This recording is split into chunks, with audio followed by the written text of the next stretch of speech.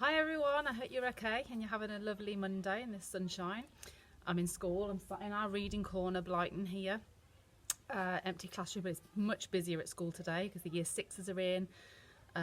Some of the nursery children are in, so it's a little bit more like normal, but not quite. So anyway, I've stolen a moment to come and record the next bit of our story. So we're on chapter 2, which is Landing in the Land of the Munchkins. Okay. I always slept on Dorothy's bed. Aunt Em and Uncle Henry didn't like me to, but I often snuck up onto her bed when they were asleep. Then Dorothy was happy and I was happy. We breathed together. I think sometimes we dreamed the same dream together. I was usually awake before her. She was a bit of a sleepyhead. But this time we were woken up together by the same jarring, crashing bump. We sat up at once. The house didn't like it any more than we did. The whole place groaned and creaked around us, and then we heard nothing for a while except the sound of whispering outside the farmhouse door. Strangers. I don't like strangers, especially not whispering strangers. I leapt off the bed, barking as fiercely as I could, just to let them know how terrifying I can be, which is never easy for me because, as you know, little puppies, I am a small black dog with a yappy kind of a bark. Very likely you'll be much the same when you grow up. I can point my tail, make the hair stand up along my back like a bottle brush, and I can bare my teeth. I can frighten rats and rabbits and cats the like. But if I'm honest, the most frightening thing about me is probably my cold, cold nose. Wake up, Dorothy, or Aunt Em, or Uncle Henry with my cold, cold nose, and they shriek like blue murder. Of course, my nose was no use to me with these whispering strangers on the other side of the door, but luckily they couldn't see how small I was. I barked and growled as deep as I could, howled like a bloodhound, snarled like a wolf. Dorothy was beside me and she could hear the whispering too. "Who's out there?" she cried. "Only us," came a friendly voice at last. "We are the Munchkins." Dorothy opened the door and I went bounding out, barking my head off. I was so amazed by what I saw that I stopped barking at once. Standing on the grass just behind the veranda steps was the strangest crowd of people.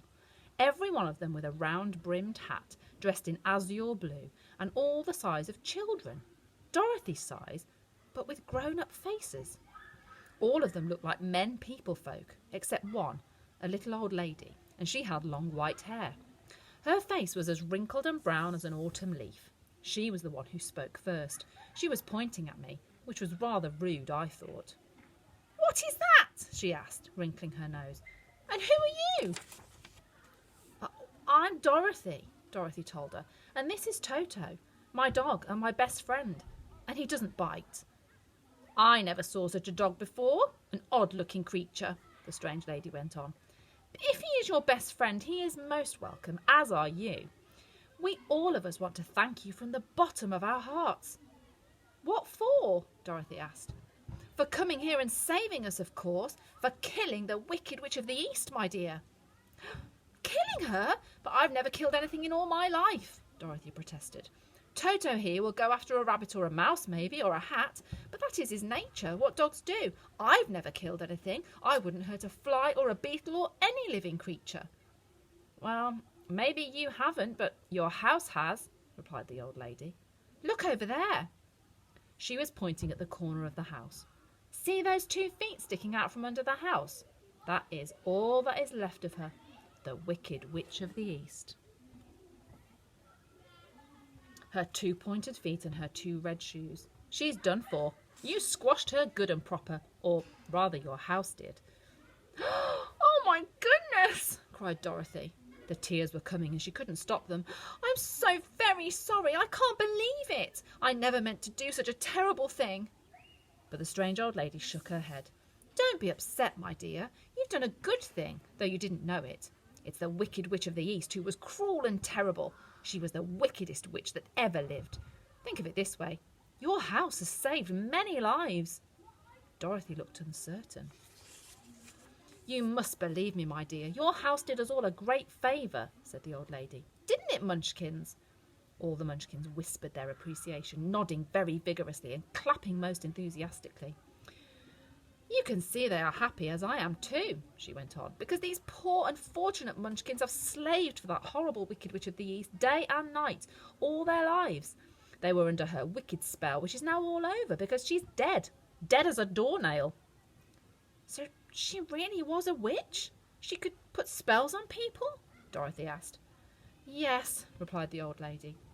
But witches are not all wicked like she was. I am a witch myself, but I'm not a wicked one, am I, Munchkins? And all the Munchkins whispered amongst themselves. Their whispering sounded like a wind blowing through the trees, and then shook their heads all together. I can make spells as all witches can, she went on, but I only make good spells. You are a real live witch, gasped Dorothy, stepping back a pace and wiping the tears from her cheeks. Oh, yes, my dear, I am the good witch of the north. But there is nothing to be frightened of, she said. You should have known my dear sister, the good witch of the south. She was killed by another wicked witch, the wickedest witch who ever lived, and the sister of this one you squashed with your house. Another reason I have, we all have, to thank you. She and I, we did all we could to help and protect good and kind people like the Munchkins, to save them from the wicked witches of the east and the west. We wanted to set them free, but our power was not strong enough.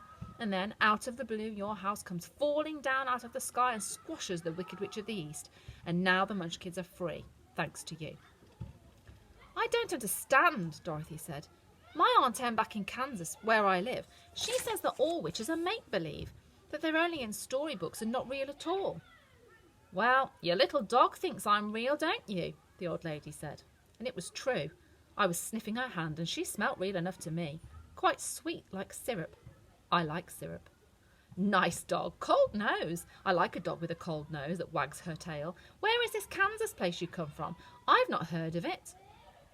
Toto is a he, not a she, said Dorothy. And Kansas is, I don't know, up there somewhere in the sky, I suppose. It's where we live, Toto and me, and we want to go home.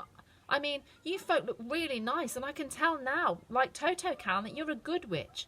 But we don't have real witches, good or wicked, unless they're in books. And Aunt Em says they can't do much harm in books.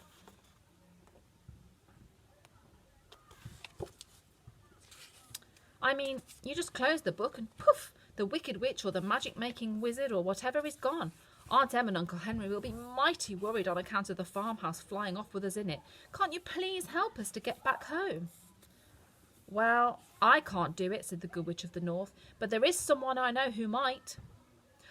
Oh, please tell us, said Dorothy. I so wish to go home. Well, there is a wizard we know, the Good Witch of the North went on thoughtfully. Isn't there, Munchkins? The Munchkins all trembled terribly at this, whispered frantically. He's called the Wizard of Oz. He's a great and terrible and powerful wizard, and he lives far away in the Emerald City, down the yellow brick road, which is a very long road. No one is wiser, I have heard. No one is cleverer. He knows everything there is to know. He'll know for sure how to get you back to your home in this Kansas place. Though why you should ever wish to leave this beautiful country of ours, I can't imagine, especially now that you have killed the Wicked Witch of the East. Look around you. This will be such a happy country now after what you've done, as happy and as beautiful. And believe me, the Munchkins are the kindest folk who ever lived. Until then, I don't think either Dorothy or I had even noticed just how beautiful this place where we had landed was. Everywhere we looked, there were grassy meadows full of wild and wonderful flowers, and forests of towering trees, luscious fruits growing from them, and leaves all the colours of the rainbow. There were bubbling, sparkling streams, humming bees and fluttering butterflies, and every bird that flew overhead was like a bright jewel, and sang so sweetly. Gone was the flat grey land of the prairies of Kansas, the dusty tracks and the cruel wind and the tumbleweed. Well, it is so beautiful, said Dorothy, but home is home, and home is best. You're so doggone right, I woofed. Just then the Munchkins began to whisper and point excitedly at the corner of the house. All gone, they muttered in unison. Those pointed feet sticking out from under the house had gone, disappeared, vanished entirely. Only the Wicked Witch's red shoes were left. I went to sniff around. My nose tells me so much more than my eyes ever do. Dust. All I could smell was dust. I picked up a shoe and carried it back to Dorothy, who sat down right away and put it on. Just the right size, she said. And so comfortable, it's as if they were made for me. They are yours now, my dear, said the kindly Witch of the North. The nasty Witch of the East always wore those shoes because there is magic power in them. But magic obeys only the heart of the one who uses it. Your magic would always be a kind magic because you are kind, I can tell. Please stay and help us. I would, said Dorothy, and I could hear the wobble in her voice, so I knew she was going to cry. I know Dorothy so well.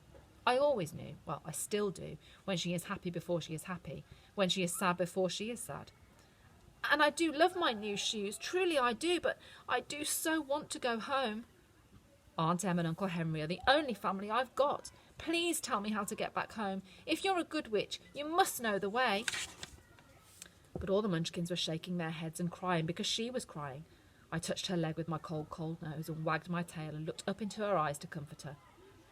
There's only one thing for it, Dorothy, my dear, the old lady said, stroking Dorothy's hair and wiping her eyes with her handkerchief. You must go to the Wizard of Oz, who knows everything. You must follow the yellow brick road. Follow the yellow brick road? Echoed Dorothy. Yes, said the kindly witch of the north, to see the Wizard of Oz. You called him terrible. Is he a good man or a wicked man? Dorothy asked. Oh, he's terribly powerful, but everyone says he's a good wizard. However, I have to say I've never met him. I don't even know what he looks like. No one does. But if you want to go home to this Kansas, he's the only one who can help you. It is a long way to go, but an easy road to follow. Just follow the yellow brick road and you will find the Emerald City. But look after yourself. There will be great dangers on the way. Remember, the right road is never the easy road. But you will look after her, Toto, won't you? Can you be ferocious and fierce?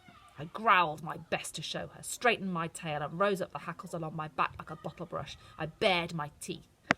The Munchkins shrank back in horror and fear, and I was, I'm ashamed to say, rather pleased with myself about that. I may be small and funny looking, I thought, but I can still make like a wicked wolf when I need to. Dorothy tickled the top of my head with her fingers, which is always her way of telling me to calm down and be nice. The good witch of the north bent forward and kissed Dorothy softly on her forehead. The mark of my lips will stay there for as long as you need protection. Now, you have a kiss from the good witch of the north. No one who sees it will dare harm you. And you have good magic in your red shoes. Be brave, Dorothy, my dear. Look after her, Toto. Goodbye now. You follow the stream through the trees, and you'll soon come to that yellow brick road. She turned about 3 times on her left heel and simply vanished into thin air. The Munchkins bowed silently and went off over the grass meadow, whispering amongst themselves and looking back at us as they went, before they too disappeared into the long grass and the flowers. I thought at first it was the flowers themselves that were singing, but it was Munchkins, I'm sure of it. Follow the yellow brick road, they sang. Follow the yellow brick road. Well then, Toto, said Dorothy, up we get and off we go. Home is home and home is best.